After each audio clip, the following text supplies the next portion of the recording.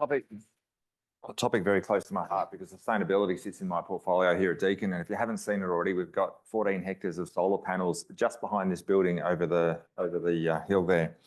Oh, there we go. I was going to welcome Cam back up, but he's already on the front foot. Well, trying to save you some time. The presentation title is Building Drought Resilience, Calculating the Impact of Climate Change on Farm Profit. Thanks, Cam. Okay. Thanks, David. I'm going to rip through this one pretty quickly. How many people, put your hand up if you've played around with Dr. Sat?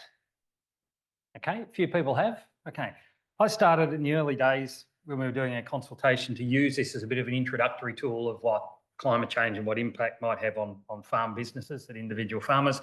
And we get this sort of localised information coming out of it, which you're probably familiar with because a few people put up their hands. You know, how many hot days you're going to get, how your frosts change, all of those sort of things.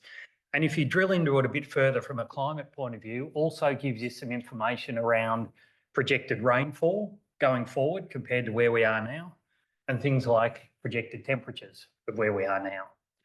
Now, I started using this with some of the farmers and I just got glazed looks because they couldn't quite translate that to two things that they're very familiar with, which is yield and which is profit. Okay, how does that in 30 years' time or 25 years' time impact my profit, impact the yields I'm going to get? So we took that challenge on. It was a project that Southern Farming Systems did, but I think it's got application not only for this drought hub, but for others as well. So we used two computer models, one called GrassGrow, which simulates pasture growth, and we also used AppSim for cropping. And we also added a third model in there, which is called At Risk. It's built into an Excel spreadsheet, and it basically does stochastic modelling. So instead of using averages, you use ranges and probabilities. And so we used the first two for production and the second one for profitability. We interviewed and built 32 individual farm models for 32 different farms through Southwest Victoria.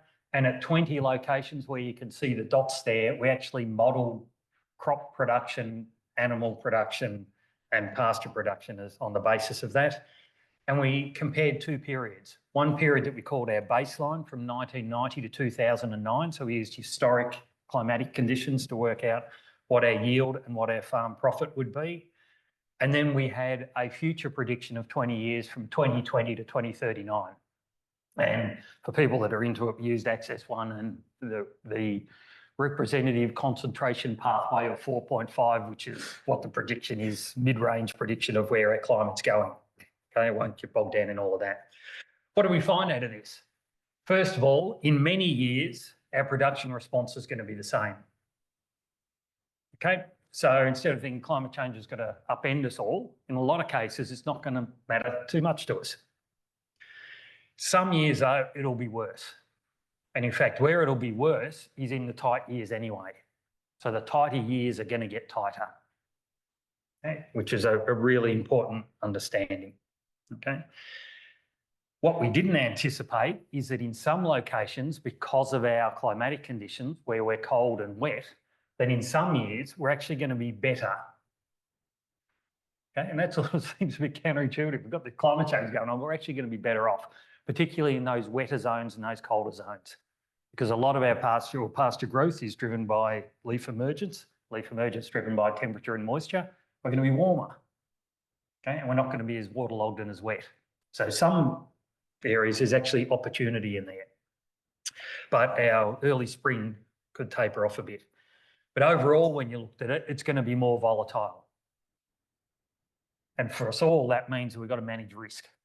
Okay, we manage risk anyway. We're going to have to get better at managing risk because we're going to be dealing with greater volatility from year to year and from season to season. So we're going to have to be more adaptive with that. Where we did end up though, and so I'm not going to go through all the details for that for time, but where we did end up to in our conversations very quickly was about adaptation. And the adaptation that we concentrated on was not packing up the tent and moving to Tasmania, but it's what we can do in tweaks to our farm that actually build us a bit more resilience.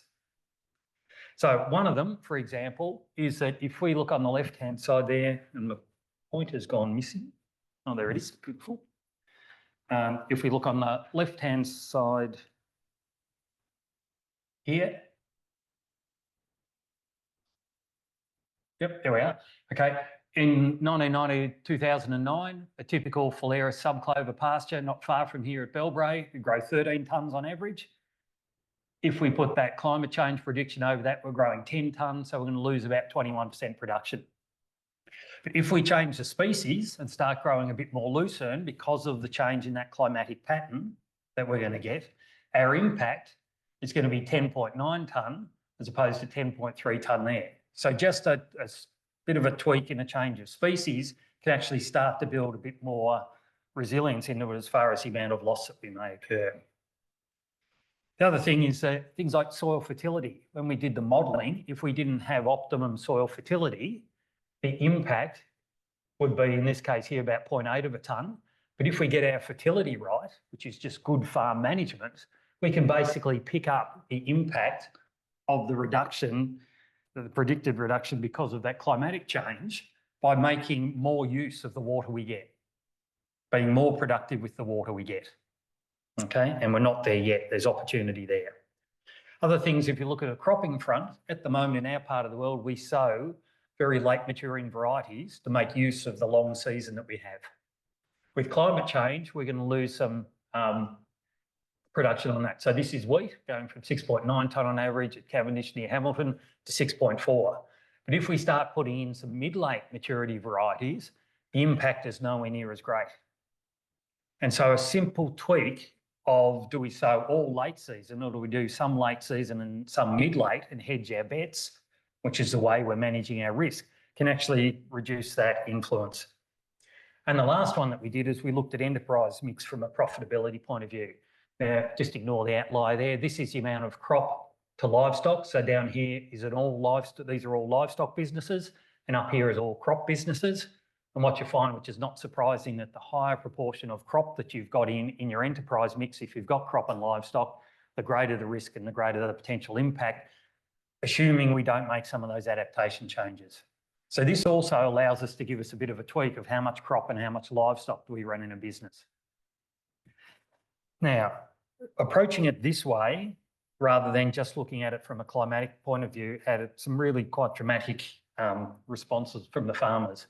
So when we did the evaluation, we said, would you consult or use the materials again? We're up around 90% that strongly agreed that, hey, this is really useful stuff that we've got. Is it relevant to drought? Yes, it was relevant to drought. And the last one, which I think was the most important one, and I've had people follow up with me, is, are you likely to consider or make a change in your practice?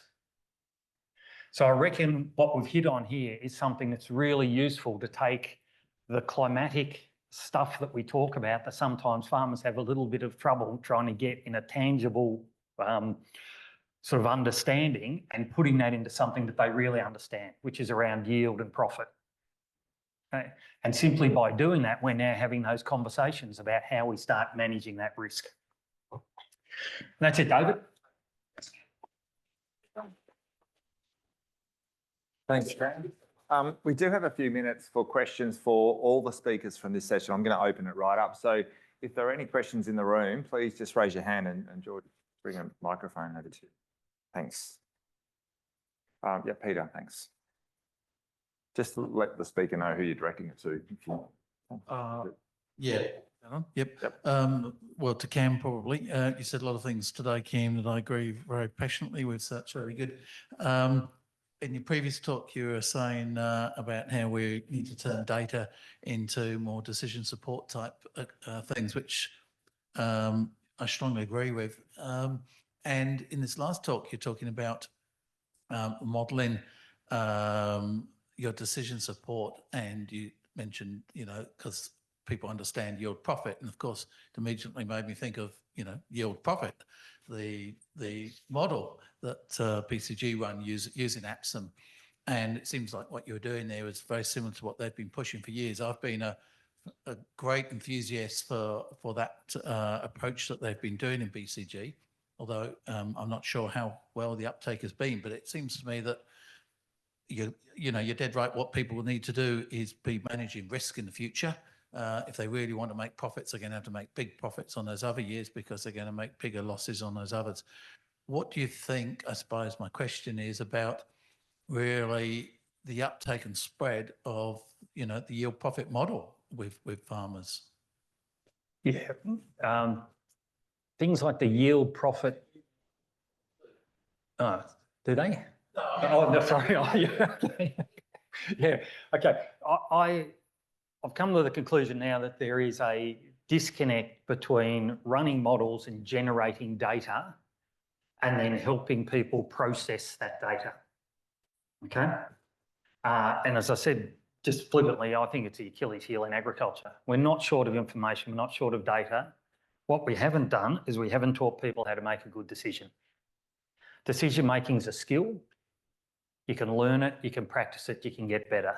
No different to any sport, no different to reading and writing and doing maths. We've had, from little kids to university level, we learn how to read and we get better and better.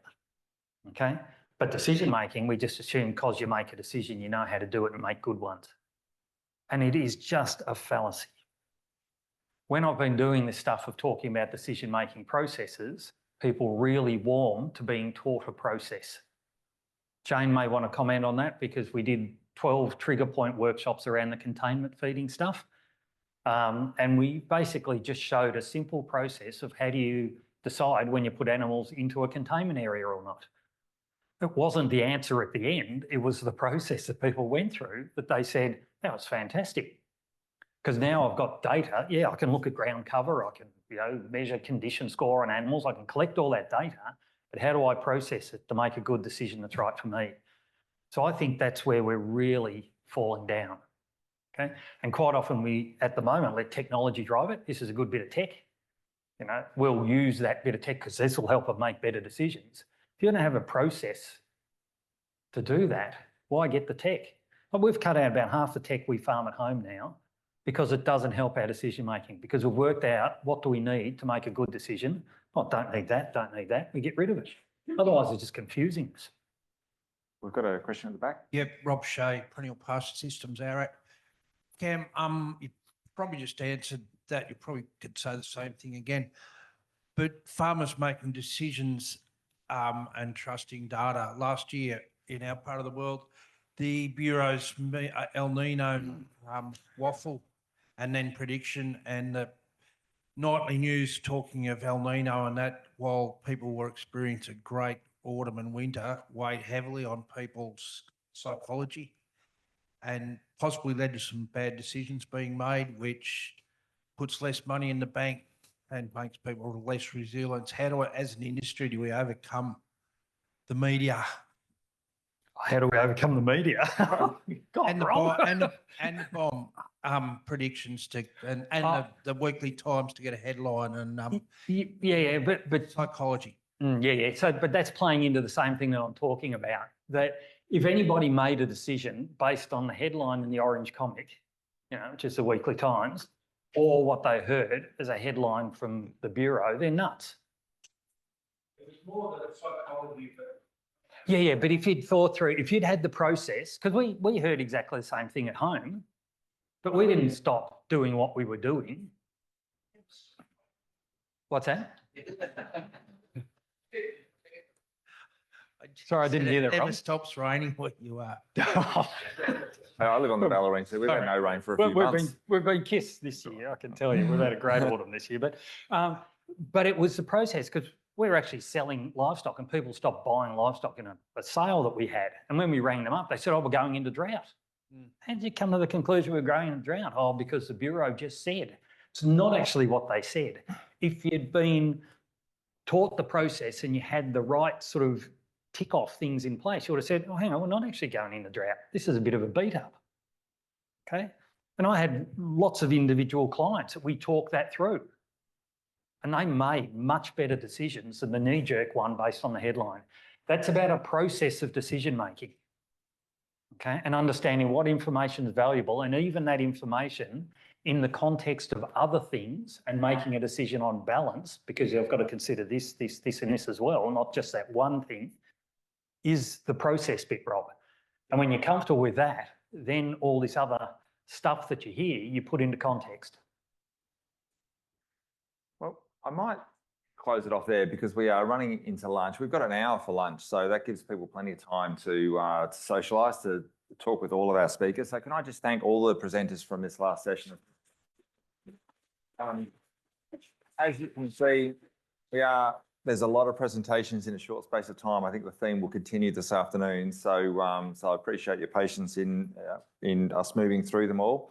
I look forward to seeing everybody back here after lunch. We're starting at 2 o'clock, so if you could come back a few minutes early, and I'll do my best not to get distracted in the conversation and be late as well. Thanks, everyone. See you after lunch.